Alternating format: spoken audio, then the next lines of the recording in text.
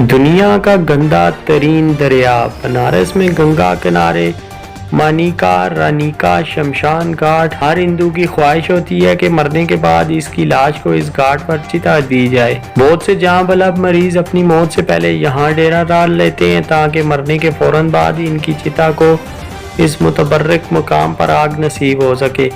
اس مقصد کے لیے گھاٹ کنارے باقاعدہ کمرے بھی دستیاب ہیں جہاں مریض اور اس کے ساتھ آئے رشتہ دار قیام کرتے ہیں۔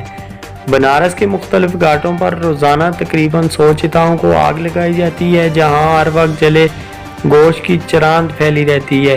لکڑی مہنگی ہونے کی وجہ سے بعض اوقات چتا کو جلانے والے متوفی کے لواحقین کے جانے کے بعد لکڑی بچانے کے لیے آج جلی لاش کو کھینچ تان کر گنگا برد کر دیتے ہیں، جہاں اکثر جلی لاشیں پانی میں تیرتی نظر آتی ہیں۔ بعض اوقات کنارے سے لگ جانے والی لاشوں کو کتے بمبوڑتے ہیں۔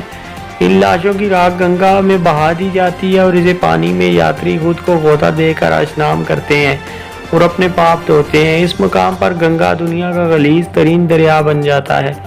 بنارس کے یہ چتا گھاٹ زمین پر جہنم کا منظر پیش کرتے ہیں، جہاں کہیں ارتھیاں پڑی ہوتی ہیں تو کہیں چتا میں مردے کی لاش آگ سے اکڑ رہی ہوتی ہے۔ لکڑی اور چتا کو آگ لگانے والے سے مول تول کرتے لوگ کہیں لاش جل جانے کے بعد بانسوں کی مدد سے کھوپڑی پر ضربیں لگا کر اس کے ٹکڑے کیے جا رہے ہوتے ہیں۔ رات میں یہ منظر مزید بھیانک ہو جاتا ہے جب جگہ جگہ جلتی چتائیں اور دھوپ میں ملبوس آسیب نما افراد چتاؤں کے گرد جمع ہوتے ہیں۔ ہر طرف راکھ، کوئلے کی آگ، کیچڑ اور بدبو کا راج ہوتا ہے۔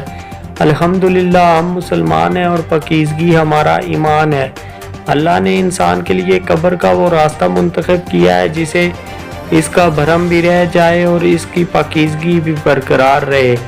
جی تو ویورز، پوسٹ اچھی لگے تو دوستوں کے ساتھ شیئر کرنے کے بعد ہمارے چینل کو سبسکرائب کر کے بیل کا بٹن دبانا ہرگز مت بھولیے تاکہ ہر نئی مزید آنے والی ہماری ویڈیو آپ کے پاس جلد سے جلد پہنچ سکے۔ اپنا اور اپنے چاہنے والوں کا بہت خیال رکھیے گا۔ فی امان اللہ۔